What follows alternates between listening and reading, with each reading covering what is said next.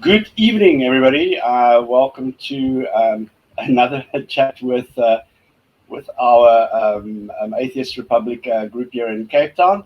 It gives me great pleasure tonight to introduce Dr. Joshua Bowen. I have been following Dr. Joshua's work on social media for quite some time now. Good evening, Dr. Josh. How are you doing? I'm doing well. How are you? Great, great. Sweltering hot here in Cape Town. It is not hot here. I think it's 21 I degrees. gathered as much, yeah. Excellent, yeah. So, Dr. Josh, tell us a little bit about your background. Like, did you grow up religious? And what kind of education did you have in terms of religion? Yeah, so I was raised in a very fundamentalist evangelical household. So I got saved probably when I was 5 or 6 years old. With the full knowledge, and really it was the reason that I got saved was that I knew I was going to hell. Right, so it's nice to know that at 5 or 6. And be scared out of your wits. But I spent 25 years as an evangelical Christian. So I went to youth group every week and church every week and participated very heavily in church activities. And then I joined the Air Force when I was 17.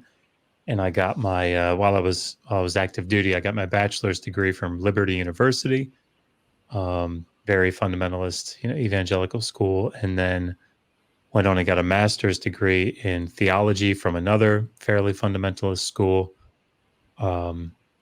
which then got me into Johns Hopkins University, where I deconverted. So, but that was sort of my background. I pastored a church for 7 years.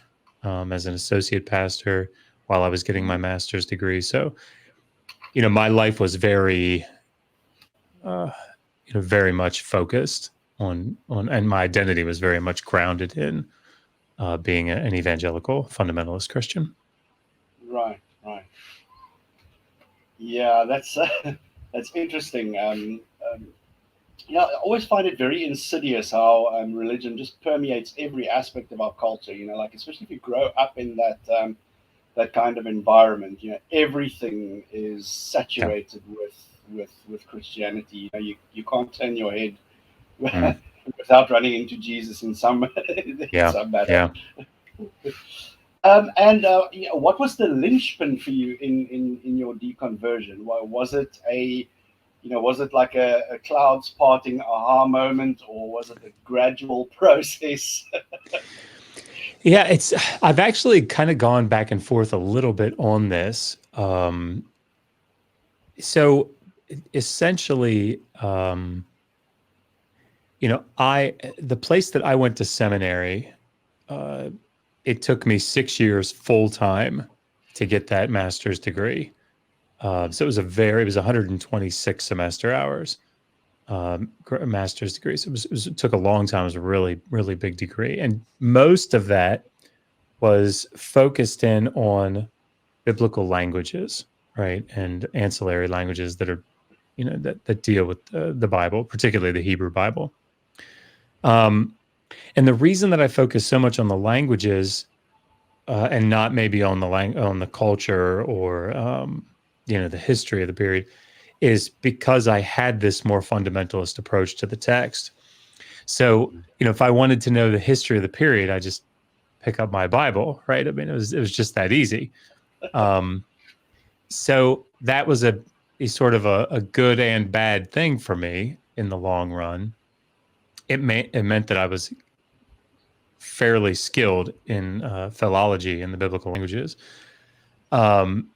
But it also meant that I didn't have to engage in any meaningful way with a lot of the problems that apologists spend their time dealing with, because those didn't matter to me. I had the truth, and so when I got to Johns Hopkins, immediately I started learning Sumerian and Akkadian, and of course taking these advanced classes in Hebrew language and Hebrew Bible and biblical archaeology, those sorts of things. And it just, over that first semester, maybe semester and a half there, it was like one thing after another kept kind of hitting me like, oh, these stories that are in the Bible, they're not unique. Hey, this is kind of weird. This historical thing that is supposed to have happened in the Bible that doesn't work with what we know of history.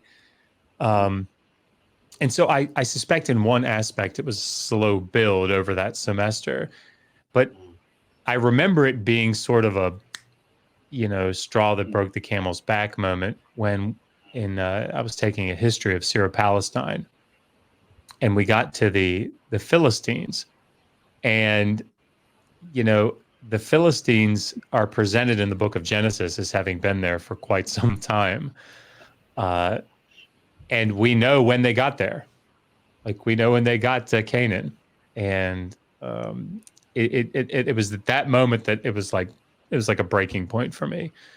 And so I became an atheist, sort of like a hardline atheist, for maybe a year.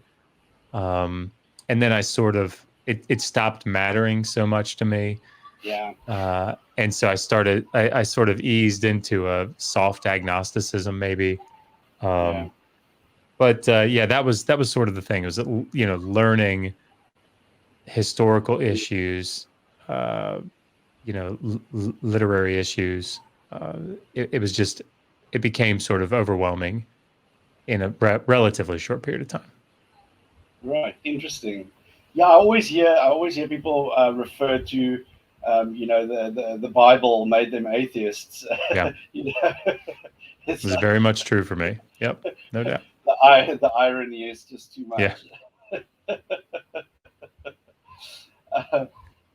Right, and was there any influential person or organization that played an important role in your deconversion? There was a friend of mine. His name is Andrew, and he's a Andrew Knapp, Knapp. He's got his Ph.D. now in Hebrew Bible. Brilliant guy, and I think he was in his third year. He must have been his third year in the program when I got there. And, we're still very good friends. And when I arrived, he asked me a little bit about my background, told him about my, religious upbringing and position. And he said, I'll be interested to see how long that lasts here. And I said, well, don't hold your breath, buddy. Jesus is my Lord and Savior. And he said, okay, we'll see. And about every other week, he'd come to class, and before class had started, look at me and say, so, how you doing? I'd say, shut up, Andrew. Shut up, Andrew. Yeah, so it was at the time, it seemed kind of rude, and how dare you? Looking back, it was, that was, he just kind of knew. So it was neat. But no, I mean, it really was the education that I got at Johns Hopkins that just made it untenable for me, at least to hold that version of Christianity. And I'll say this, like a lot of people, I think a lot of people have a fundamental misunderstanding of my deconversion.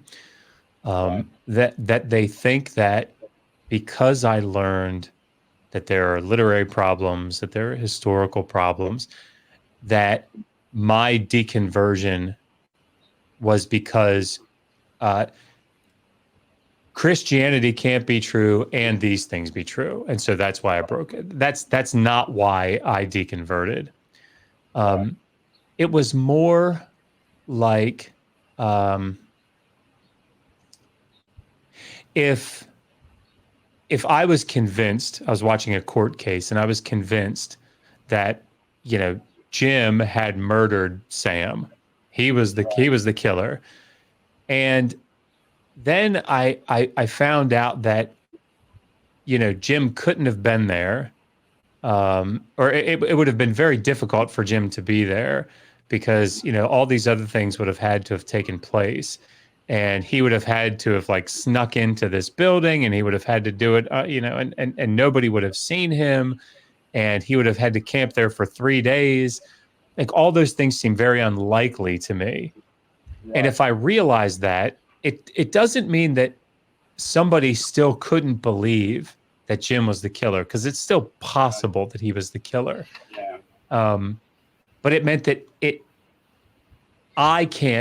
I'm no longer convinced by that data. And I think that's where I was. It was enough of a shock to get me to take a full step back and look at the data and say, that doesn't convince me anymore. Something's fishy. Yes. Amazing. I believe I've encountered a couple of your books online. Especially what I found interesting was does the Old Testament endorse slavery? I mean, we live in Africa, which has had quite borne the brunt of the slave trade. I mean, not necessarily South Africa per se, but that's also has its own. We also have our own baggage with, with how religion treated the population here. But and what was the other one? How to Speak Ancient Sumerian. You've authored quite a couple of books. Won't you tell us about what the writing process was like, and how you decide on what to write about? Sure. And also, what the reception of the books are like, especially amongst believers and the atheist community. Yeah, sure. So I spent 15 years total in grad school. And a long time. Yeah. And at the end you of must it, really love studying. well, yeah, I mean, I guess I love knowing things. I don't know that I love the studying part, but at the end of it, I've talked about this in other interviews, so I won't bore everybody here with it. But at the end of it, life circumstances made it impossible for me to actually go into academia. Some personal things happened, and it just wasn't possible. And so here I am doing a completely different job, in a completely different field, and thinking, I'm not doing anything at all with this thing that I've spent 15 years, studying. And so I found this, my wife and I, who is also an Assyriologist, I met her at Johns Hopkins. We found this outlet here on YouTube and on social media to be able to use this skill. And so one of my majors was the Sumerian language. And, in case people watching don't know, why would anybody study Sumerian? Well, I mean, it's the first written language. Its language was invented in Sumer, and it is so influential because it influenced so heavily both the language itself and the literature and the culture behind it influenced the Akkadian language, and the Akkadian language is what so heavily influenced the Hebrew Bible. Right. So, the flood stories and all that, they're coming from Akkadian.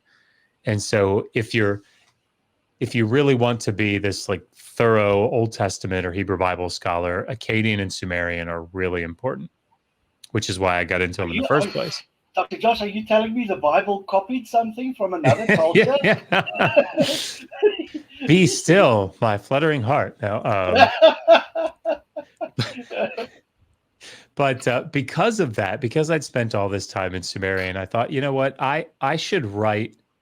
There wasn't a good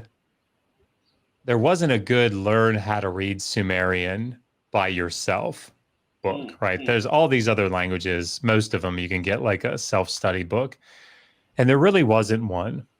There it is. There really wasn't one for Sumerian. So I wrote that one, Learn to Read Ancient Sumerian, Introduction for the Complete Beginner.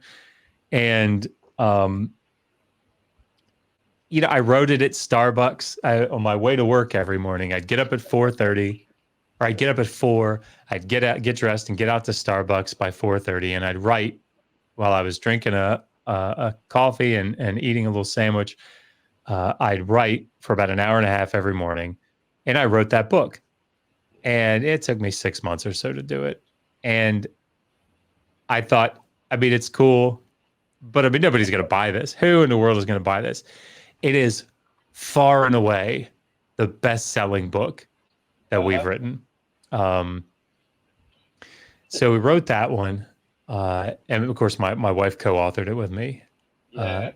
Then I did a video series on our channel against like slavery apologetics. Right. And that's where that research, I said, well, if I've done all this research to put all these scripts together, I might as well just write a little book. So I wrote a book, but that one's been fairly popular as well, but did the Old Testament endorse slavery. I'll actually be teaching a class starting March 31st, entitled Did the Old Testament Endorse Slavery? So if people want details on that, just shoot me an email and I'll get the information out. Yeah. The short answer is, did the Old Testament endorse slavery? The short answer is? Yes, absolutely it did. Yes, absolutely it did. Yeah, absolutely. I can never quite get over how believers, they will twist themselves into a pretzel tap dancing around this, but there's no escaping it. It's there in black and white, how to own people, how to trade people, but no, you already tell no, they're not talking about reals. It's not like the slavery that we find in the antebellum South or the Atlantic slave trade. It was just like people paying off debts and that nonsense. It's bizarre. It's bizarre. Yeah. They just keep flogging this dead horse. There's no way around it. So after we wrote that one, then I had written my dissertation. So I reworked my dissertation into a popular level book, and basically it's looking at. I think I've actually got a copy of it here. Yeah. So learning to pray in a dead language. It's about how they went to school. How did scribes learn? What was a school day like? What was their curriculum like in the early second millennium BCE? And then how did that affect later priests and how priests prayed for their communities? It's kind of a cool little study. But then the big one that, for whatever reason, I don't think I have a copy of it here. Oh, I do. I wrote this guy to the Atheist Handbook to the Old Testament, Volume 1. And that is, it's been called very affectionately a lead pipe that atheists can use to beat apologists over the head with. I didn't really intend it that way, but I guess I could see how that happened. But it's basically bringing together. It gives the reader a broad, fairly detailed introduction to the Old Testament and its setting in the ancient Near East, and then it goes through like hot button issues in detail. So, did Moses write the Pentateuch? A whole chapter dedicated to that. It has a chapter about slavery, and it brings it out of the Old Testament into the New Testament, into the early Christianity, and actually deals with the question of how different or similar is it to the slavery that we see in the antebellum South. There's a chapter about the prophecy of Tyre in Ezekiel chapter 26. So it deals with those sort of hot button issues. What was Ezekiel smoking, Dr. Josh? Do you know? What was he? Sorry, I missed what you said. Smoking. Oh, yes. Yes. Some interesting stuff there in Ezekiel. Yeah, but it was definitely some desert cactus or something. Oh Yeah, I gosh. mean, some of the imagery in that book is, it's pretty out there. Yeah. Yeah. But I wrote volume 1. I think it got published in March of 2021. It's an audiobook as well. Seth Andrews reads the audiobook, which is really cool. But I'm just about done volume 2. I've got one chapter left. So volume 2 has, let's see, what are the 5 issues in this one? The archaeology of the conquest account. Does it match the story in the Bible? Not at all.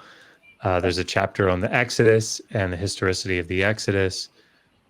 There's a chapter on violence and genocide, and like dealing with this issue of, it's hyperbolic, it's not so bad. The violence isn't so bad, or they deserved it. The Canaanites were really terrible. So it addresses all those apologetic arguments, I think, reasonably well. Yeah. There's a chapter that I'm writing now on rape and adultery in the ancient Near East and in the Hebrew Bible. Is it different? Is it the same? Are women really treated, special in the Hebrew Bible in the Old Testament, or is it basically the same as all the other nations?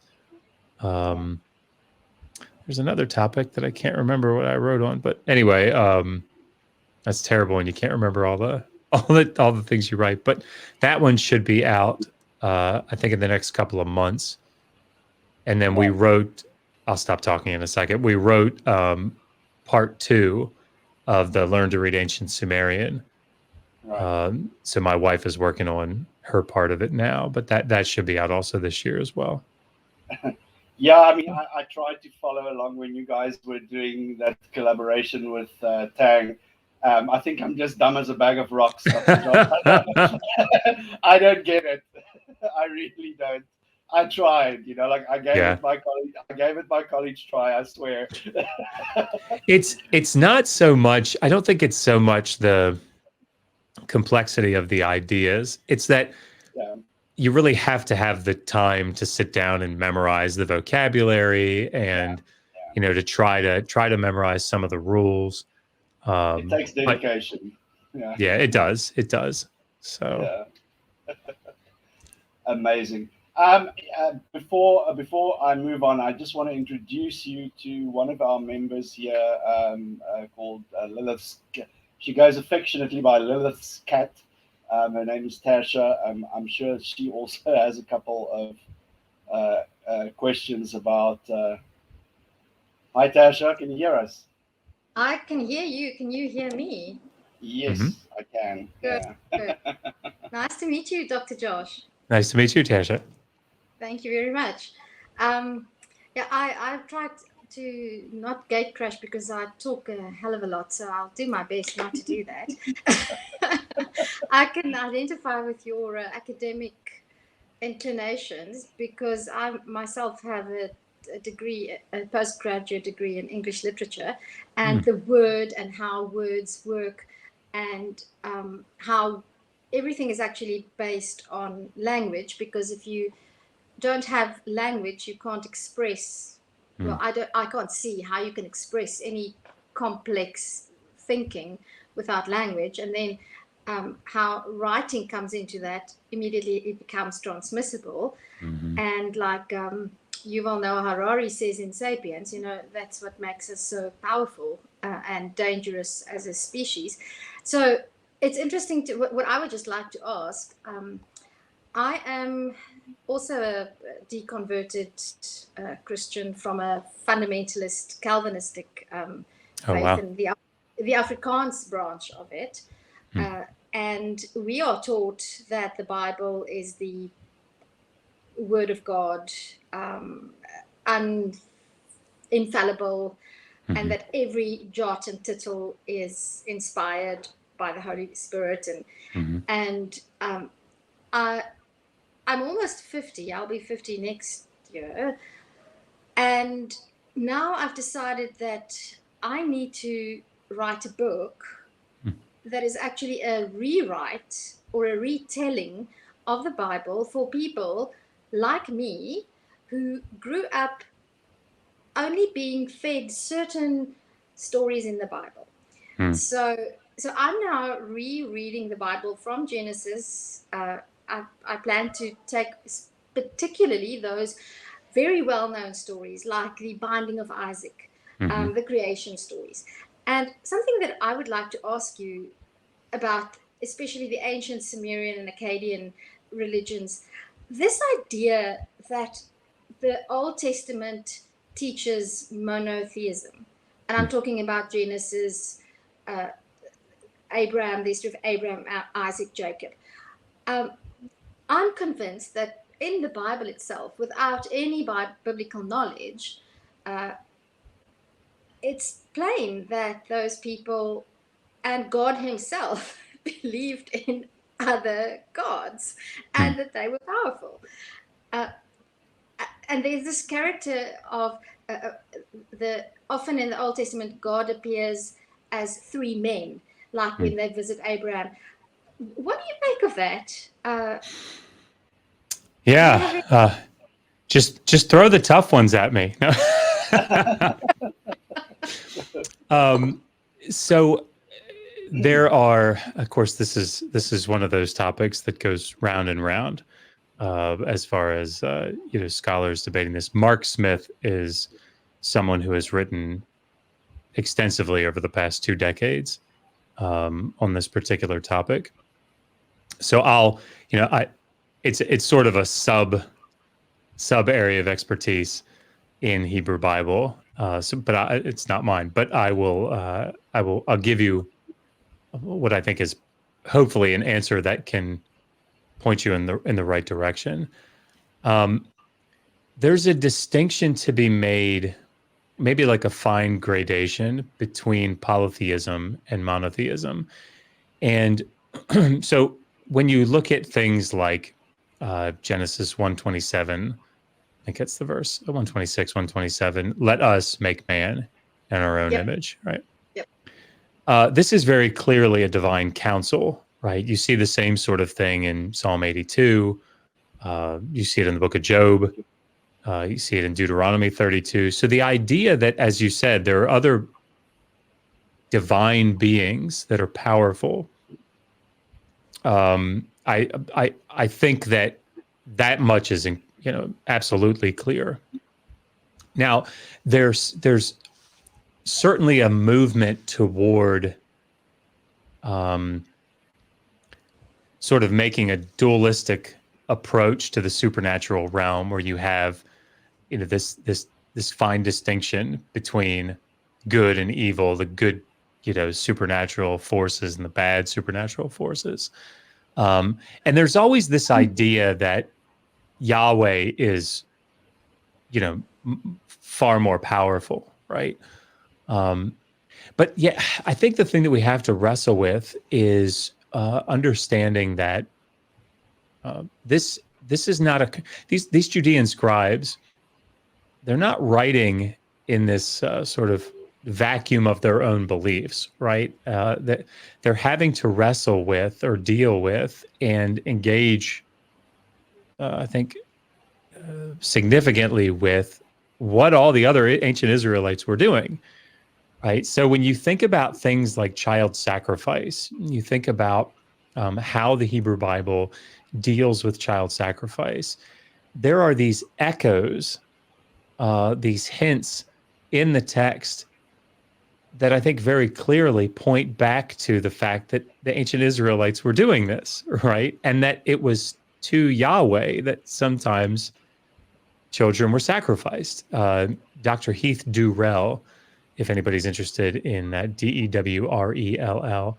wrote his dissertation and published it back in, I think, 2017 in an Eisenbraun series, but it's called Child Sacrifice in Ancient Israel, I think is the title. But he's going back and he's like finding these vestiges in the Old Testament that show clearly that even though they're even though they're reworking the data to make it to make the theological argument that child sacrifice is bad, it's clear that they're having to rework something that people were doing to Yahweh. And I think the same thing is true with this, monotheistic, henotheistic, polytheistic, this movement. Deuteronomy 32, I think, is a good case for this, or a good example of this. And again, I would direct everybody to Mark Smith. Go read Ted Lewis, who has a 2020 book, so like 1,000 pages, on Israelite religion, and he deals with this stuff, in depth. But there's this movement where the text is.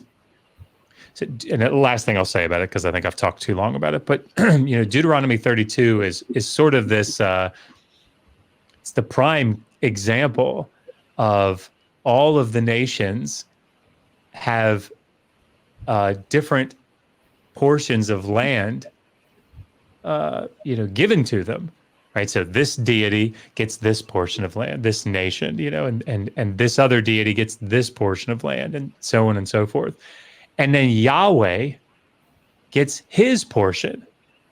And the way that the text presents this, I think it's trying to, so that you've got this head deity, El Elyon, and I think what the passage is trying to do is, the original idea was that El, the Canaanite, top Canaanite deity, is giving out that land to Yahweh, who is like the Baal, the sort of on par with Canaanite Baal. And what Deuteronomy 32 is trying to do, I think, is to try to bring Yahweh and El together as the same figure. But in doing so, I think it tips the hand a little bit to show that actually there was a distinction between those, and that this was the sort of the older belief that they're trying to fine tune and bring toward their own theological purposes. So it's very complex. And sorry, you asked about this, so I'll address it briefly. In Genesis, I can't remember which chapter it is now. 17. It starts. Abraham, it's before the destruction of Sodom and Gomorrah. Yeah, it probably wasn't his latest. And it's also the angel. So what's interesting is that God but you never know. Well, 3 guys come to eat with Abraham, and then they go for a walk, and then 2 of them go off, and then God and Abraham talk about Sodom and Gomorrah, and God says, "I just want to go and see what's going on there." So it's just. Yes, it's interesting to watch from a theological standpoint. Me growing up, those are things that we would gloss right over, right? Because God's just condescending to us. He's just trying to give it to us in language that we really understand.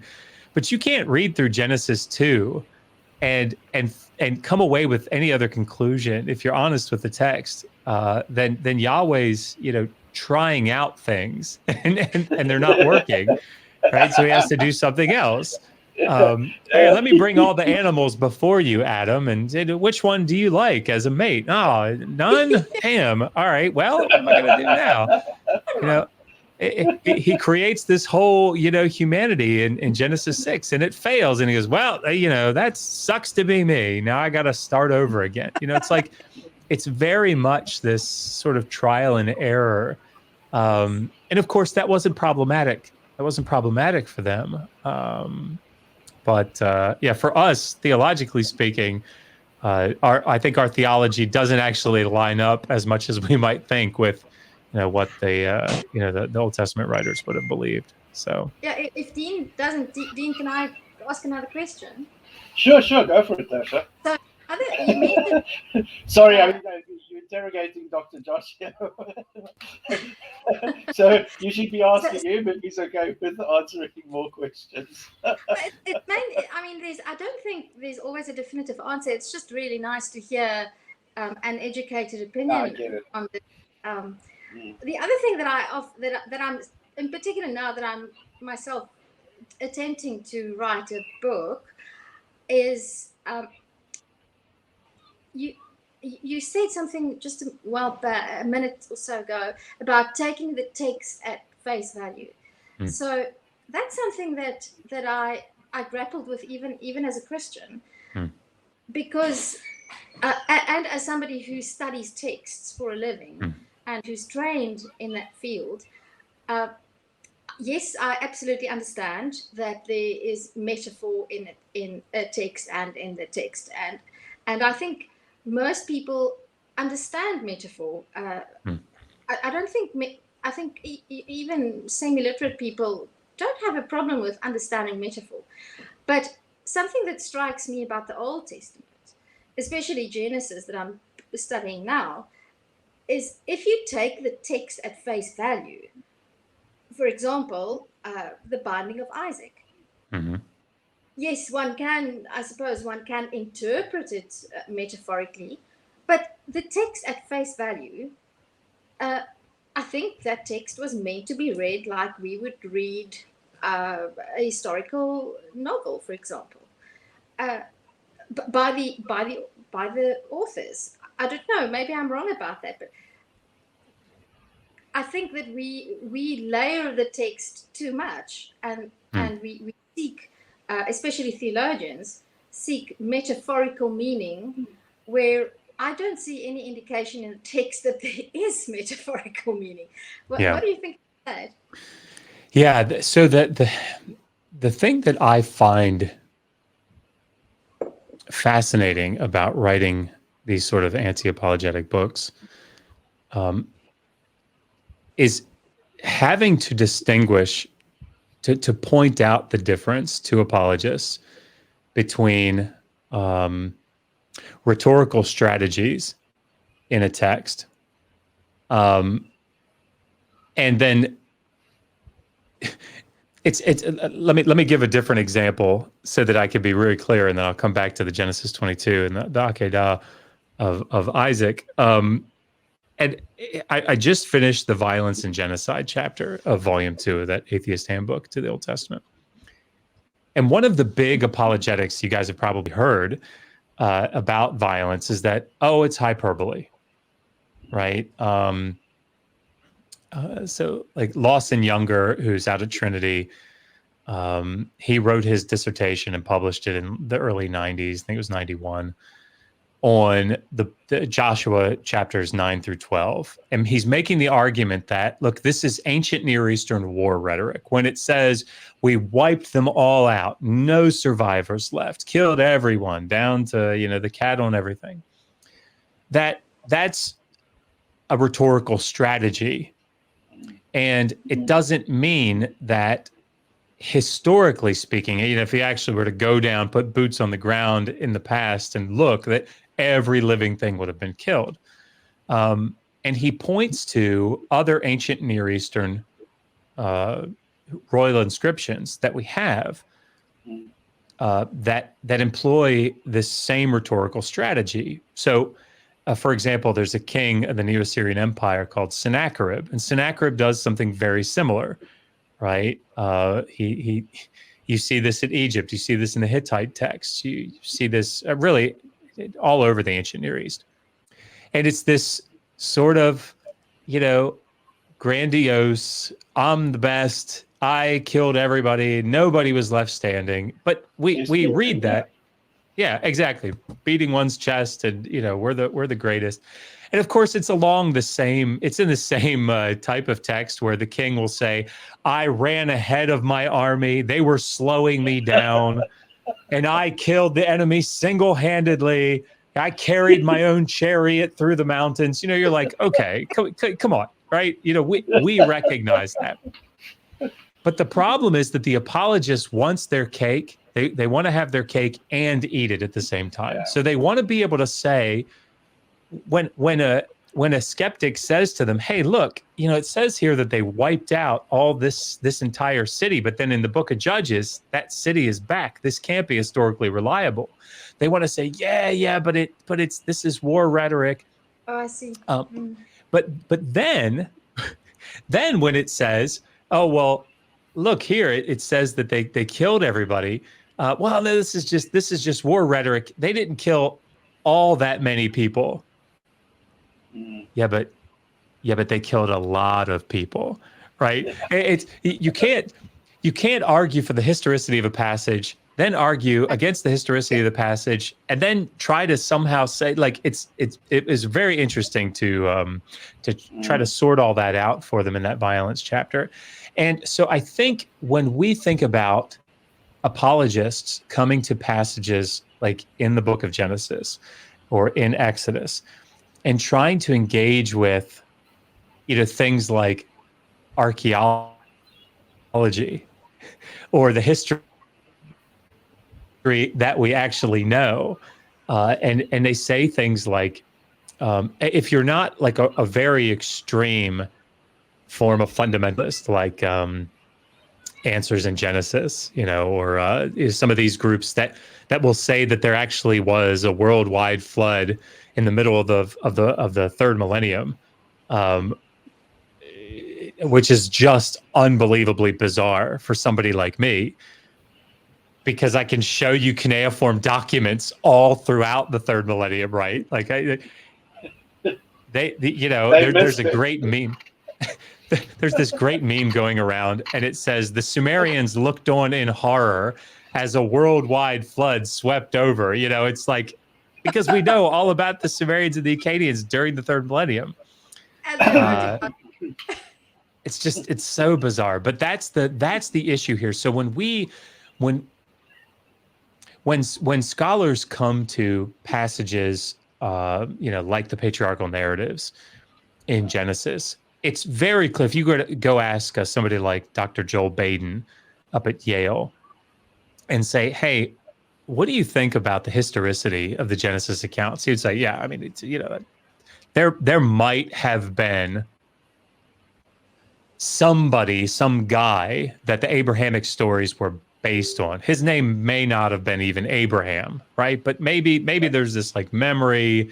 It goes back to this one guy that we can point to. But that doesn't mean, like we can't just watch Pocahontas and say, well, you can watch the Pocahontas movie, Disney's Pocahontas movie, and know how history went. Like, and I'm not a early American history scholar or anything, but I would imagine that you can't do that, right? Right.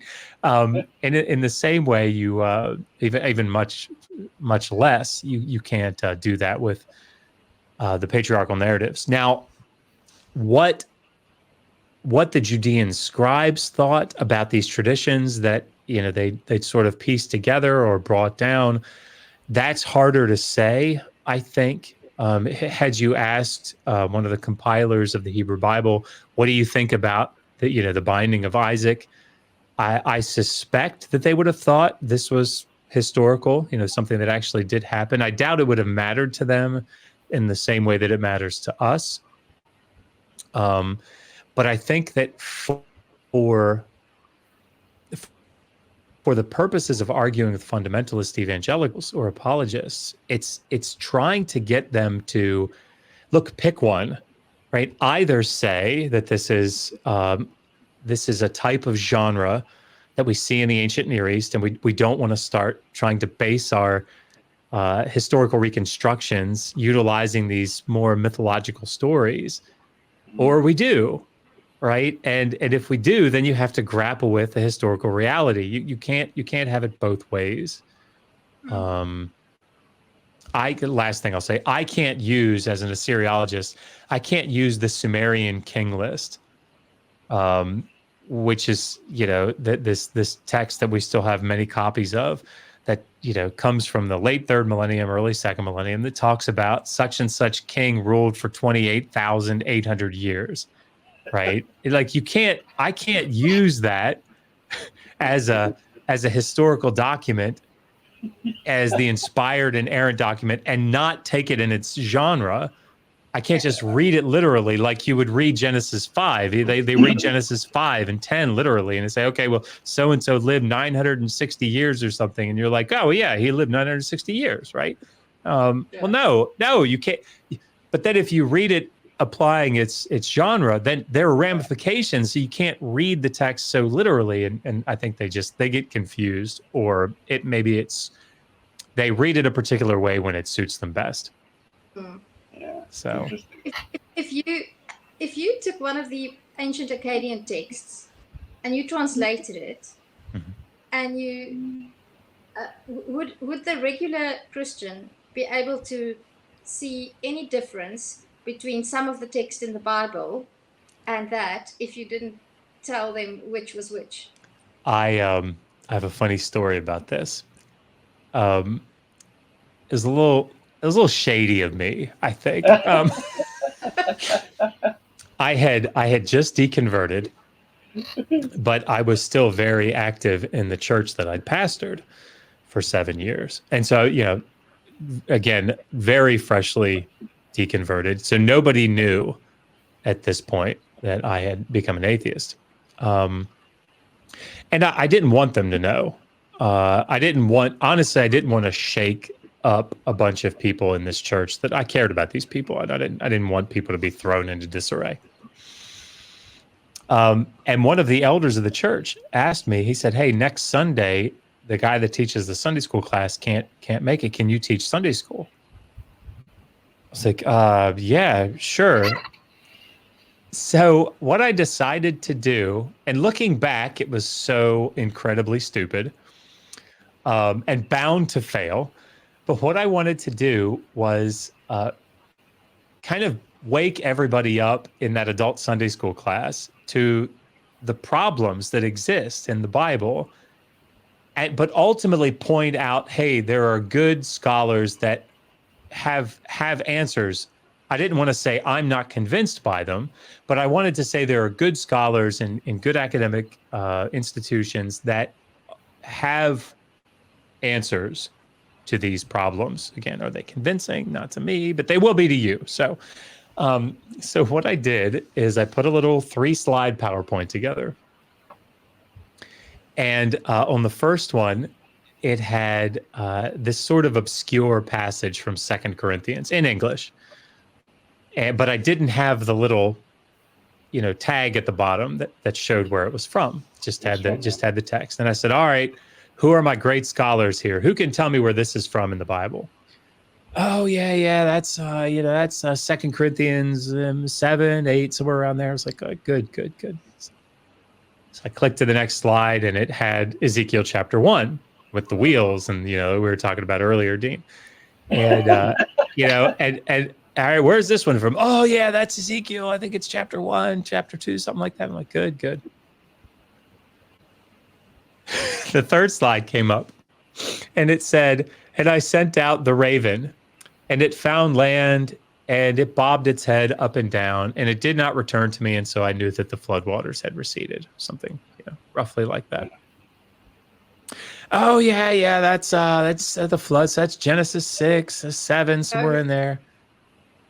I said, this is the Epic of Gilgamesh. And it predates, it predates the biblical text. The original story that it comes from predates the biblical text, probably by at least 1,200 years. Yeah. That much? Silence. Yeah. It was just silence. You nasty beast. And then finally, somebody in the back yells, you don't know what you're talking about. Kind of do. Yeah. But I mean, that's a tactic of the apologists. It's like there's a couple of strategies. Like the first strategy is called tap dancing for Jesus. Where they go they'll obfuscate and elaborate on things to such great minutiae that at the end of 2 paragraphs you're so lost in the weeds you don't even know what the original point was. And then there's also this tactic that you just mentioned, like trying to shout someone, you don't know what you're talking about. Yeah. It just comes with bravado, and it's all in an attempt just to silence the, how can I say, to silence the critics. Yeah. I think inherently, people want to believe. Yeah. That's like I can't remember who said it, but someone said it's their favorite toy. Like they hang on to it for dear life. And you will pry it from their cold, dead fingers. Yeah. Before they let go of it. I'll tell you something that I saw, and I've seen it for a long time, but in a scary way recently. There are two other strategies that I see apologists take, and I see it all the time in the slavery apologetics. One is to focus in on all the good aspects, right? Try to do some sort of comparison between some other form of slavery and show all of the good, how the biblical texts are better in some way, right? Really focusing on that. But then the other is to then compare it to just other types of slavery. Yeah. And I was absolutely terrified, isn't the right word, saddened. Yeah. I watched a video. It's a little 5-minute video of a group of scholars out at Tyndale House. Some of these names you'll probably know: Peter Williams, Wayne Grudem. Who else was in there? Gordon Wenham, and others. These are, reputable scholars in evangelical academia, and they're sitting around with they're translating portions of the ESV. English Standard Version, I think is what ESV stands for. And they're debating whether they should translate Eved, the Hebrew term for slave, as slave or servant. And I started the video thinking, okay, well, I mean, I'm obviously not going to agree with these guys in the end, theologically, but certainly they know Hebrew very well. That they're not going to make the same old apologetic arguments. Yes. Yes, they did. It's an indefinite. I mean, it's a period of time that they don't serve forever. They're just working for a period of time to work off debt. People will hear slave, and they'll have this. It's not like it. And I just thought, oh my God, you guys, how is it that you guys will make this argument? I mean, like it blew my mind that they did the same apologetic arguments. It really, I don't know, it saddened me because these guys are not dummies. There's some dishonesty in that, because that brings me back to, as somebody who's studied quite a few texts in my life, and also English is not my mother tongue. I'm Afrikaans speaking. So I know how translation, I'm not a translator, but I have a fairly good idea how sometimes I'll often say, you can't say this in English. You just have to use, we have words in Afrikaans like moer and donder and such lovely words. You can't say those in English. But then there's other times when you can't say it in Afrikaans. You have to say it in English. And that thing, there's a dishonesty in that way of translating. Yeah. And I have a serious gripe with that, because it influences what people believe and how they believe it, and beliefs inform actions. And therefore, somebody who translates the Bible and chooses not to use the word that they know fits the context the best, that's a type of lying. I can see in the King James Bible, I can absolutely see, not that I think they didn't do the same, but I can see somebody making a mistake, or you don't have all the context. But to deliberate about which word am I going to use to convey my message? Yeah. And then acknowledging that, yeah, I have a particular agenda with what I want to say. Dean, in my opinion, Dr. Josh, you've used the word apologists. Do you think that somebody who is a minister or a pastor is not also an apologist? I don't think. I think every single Christian has to be an apologist, because I don't think some people are just more skilled than others. Yeah. And so I'll say this. I think that some people are far more intentional about it. But you're absolutely right. Once you drive a stake in the ground that cannot be moved, I think you become an apologist, right? Because once you're, in my dissertation, I made an argument that I think that certain Sumerian texts are written for a particular purpose, right? And I think that's what, or I read a particular broken text and I said, I think that the sign that is broken off is this. And so I think it forms this phrase. Well, that's good. I need to make that argument. But if somebody comes along and says, actually, Josh, I think that this should be the sign, and here's why. We found this other tablet that looks exactly the same, and it has that other sign. If I've driven a stake in the ground and said, no, it is that sign, it doesn't matter what new evidence comes. That's not going to change my mind because the stake is in the ground. What I'm going to do is try to defend my position, right?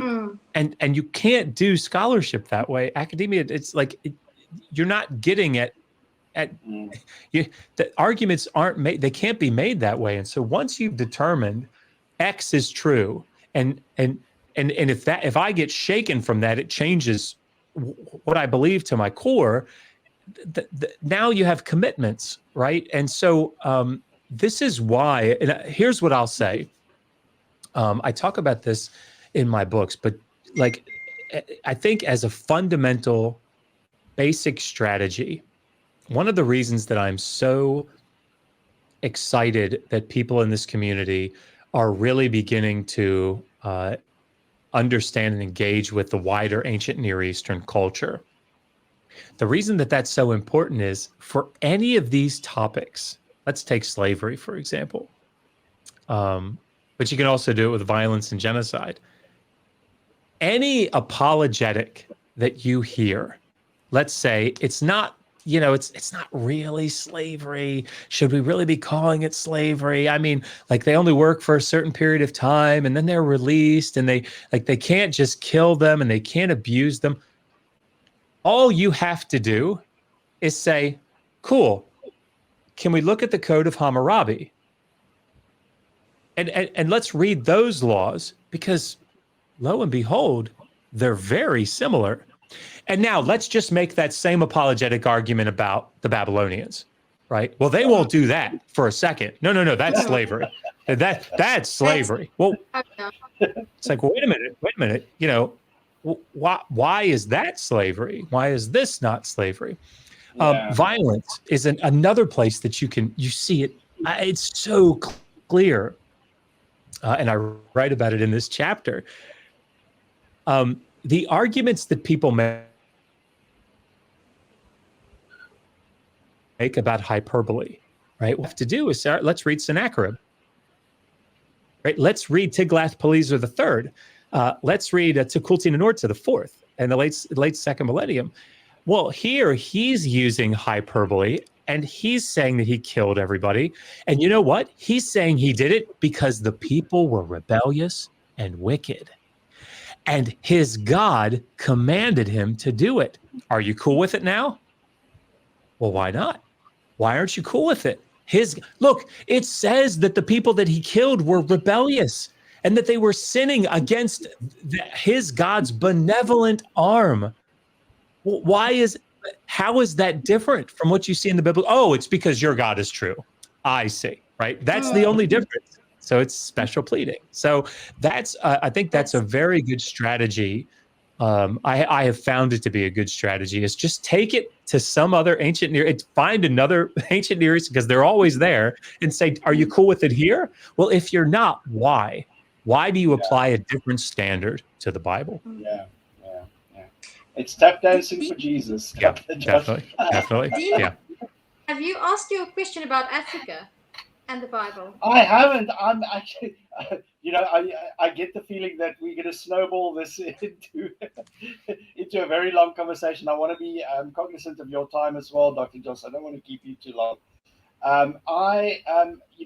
Let me just run through the rest of, my questions that I made a list of, and then I really wanted to pick your brain as well. If you could keep this at the back of your mind, whether Africa, south of the Sahara, Africans per se, are represented at all in the Old Testament and in the New Testament, because, I've heard cursory mentions of the land of Cush, which people refer to as modern day Ethiopia. So, I was just wondering if you could maybe weigh in on that.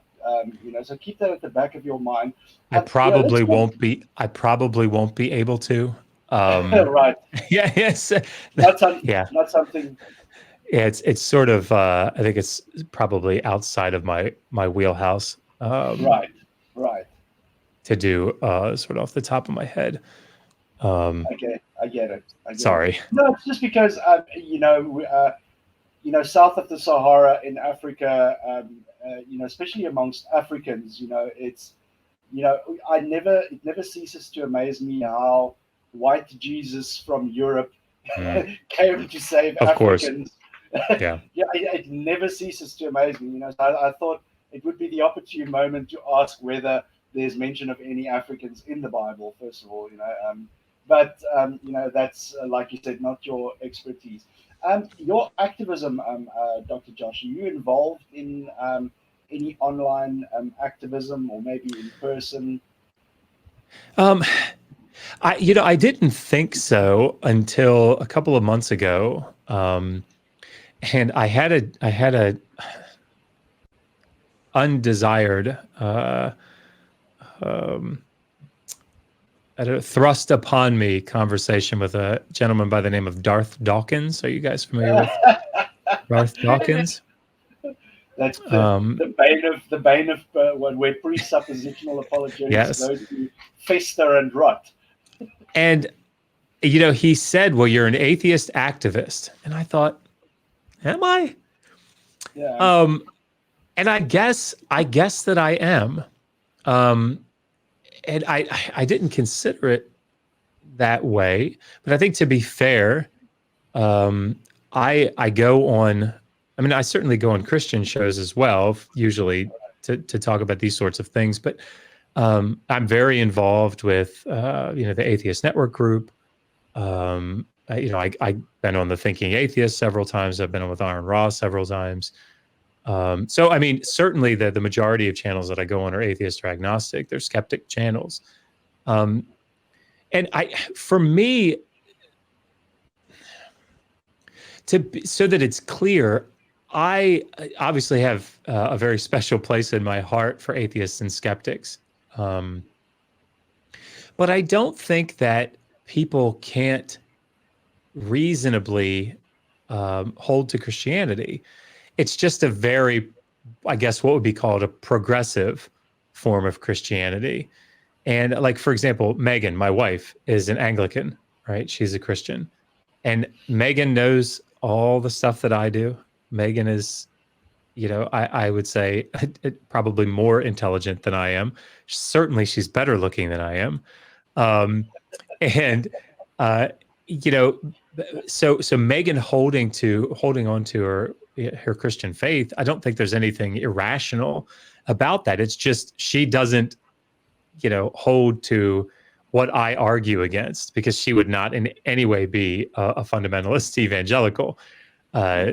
She's interpreting the Bible in a very different way, and I think it's fine to do that.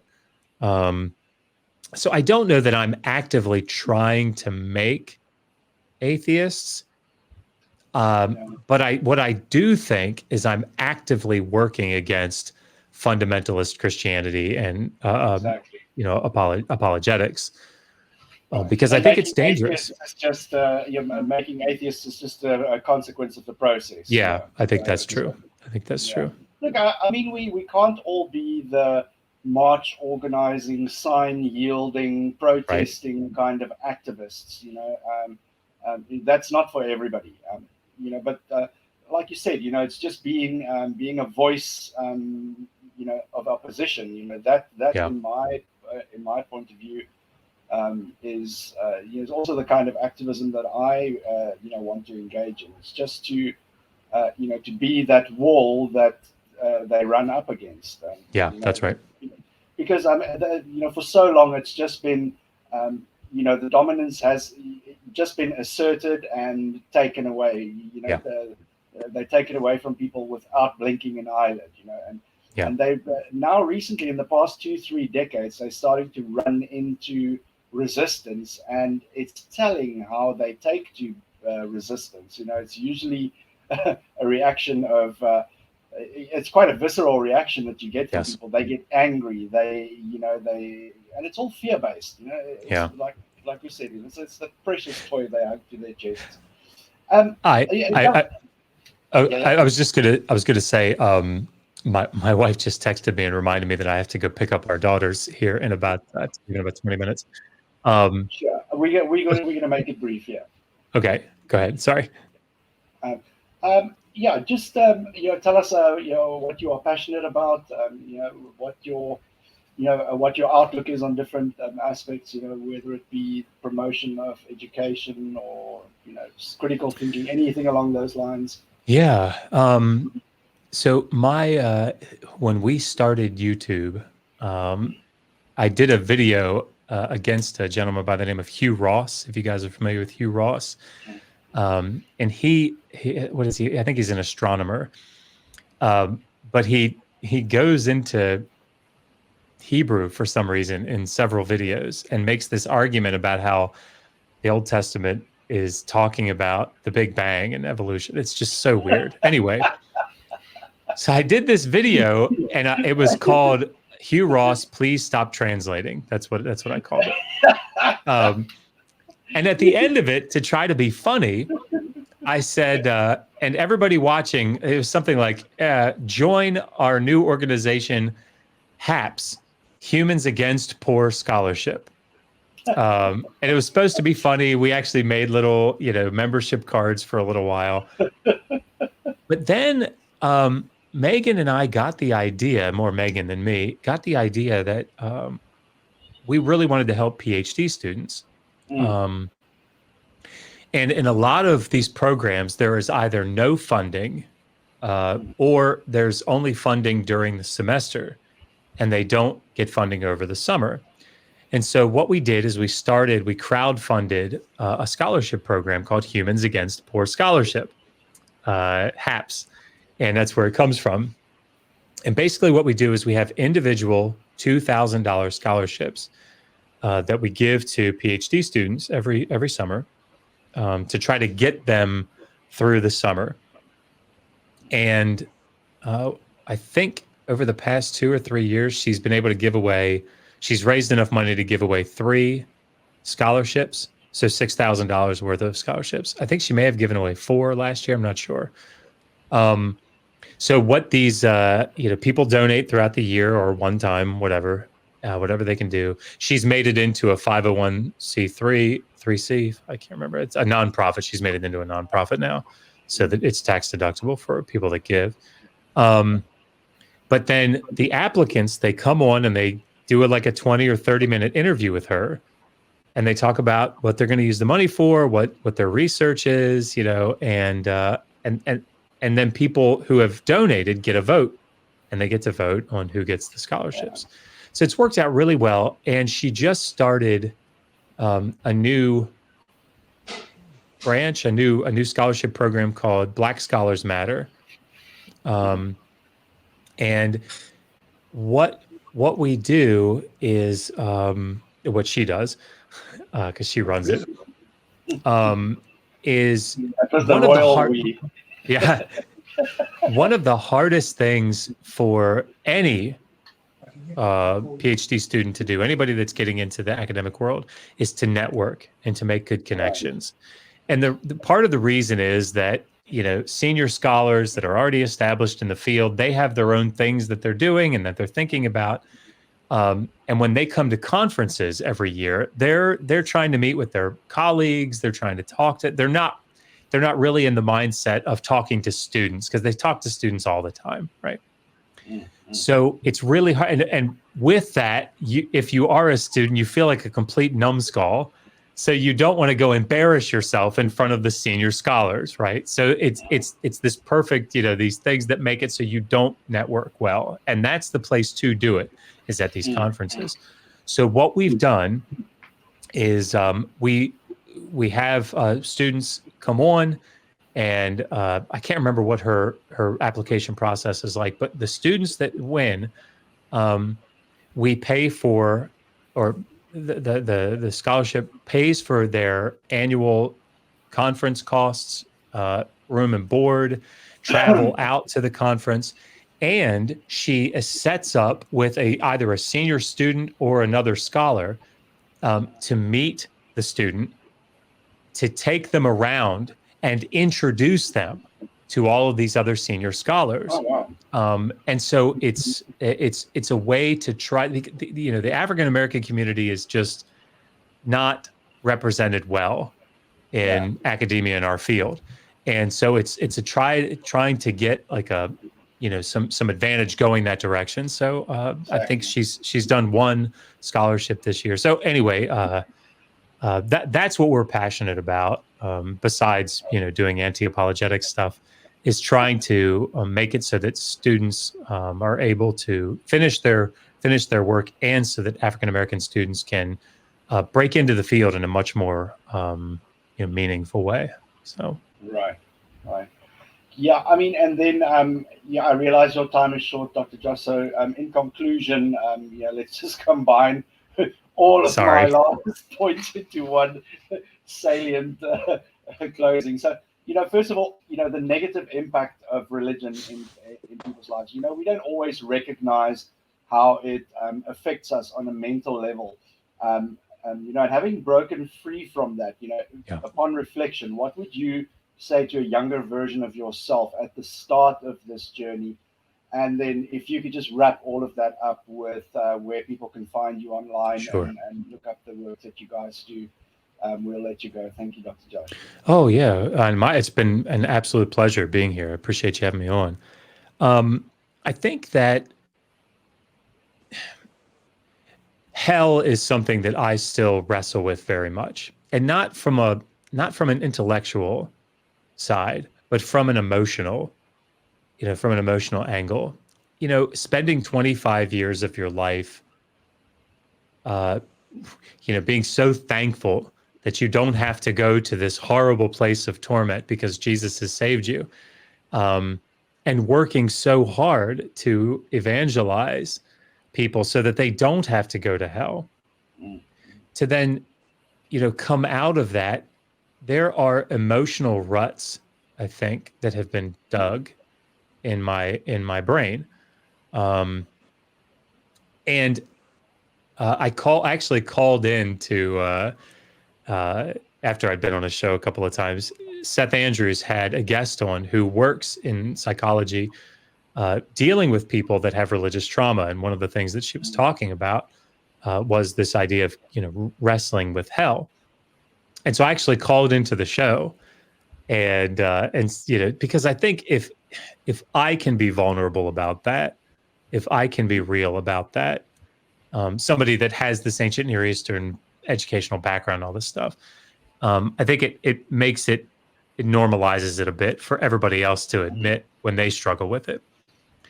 And so I guess I would say to a younger version of me, besides, look, man, you have to do some reading into this other stuff. My God. It's going to blow your mind. Yeah, I mean, like, there's so much more out there that you don't realize. But to be able to say, listen, when you deconvert, because you will, give yourself a little bit of grace to cry yourself to sleep sometimes at night, worried that what if you're wrong? What if you're wrong? Because it's not going to be an intellectual problem. It's going to be an emotional problem. You're doing this because you've been indoctrinated, and along with that is a lot of emotional baggage that it's just going to take some time to work out of. So I guess that's what I would say. But as far as where to find me, we have Digital Hammurabi, Hammurabi is where we do all of our things. We have a website, digitalhammurabi.com. It's probably easiest because Hammurabi is a hard word to spell. For some, if you go to Amazon and type in Joshua Bowen, Bowen, all of our books come up, and we always have like the Digital Hammurabi stuff on there, so you can find us that way. But look for 2 more books to come out here the first half of this year. Volume 2 of the Sumerian, Learn to Read Sumerian, and Volume 2 of the Atheist Handbook to the Old Testament. Hopefully they'll be useful to people. But yeah, I'm on Twitter. I'm on YouTube. Usually on other people's channels. Yeah. But thank you very much for having me on. This has really been a lot of fun. Amazing. Yeah, it's been delightful. Thank you so much for being so generous with your time, Dr. Josh. We really appreciate it. And I'm going to leave Tasha to say her last goodbyes, and then we'll let you go. Thank you so much. Thank you. Yeah, thanks a lot. Maybe I'll pop you an email to see if you can help me with my, I'm calling it the Campfire Bible. For wonderful. People. So, well, at this stage. And yeah, maybe, Dean, you can organize something like this again, because I do think there's a lot of knowledge still that needs to be imparted. Thank you so much for your time. It's been great. Very generous of you. And thank you. Don't get in trouble. Go and pick up the baby. That's what I will do. That's what I will do. Listen to your wife. Listen to yes. me. I'm a wife. Listen to your wife. Oh, gosh. Take care, Dr. Josh. Nice All to right, see you. take care, guys. Thank you. All right. Bye.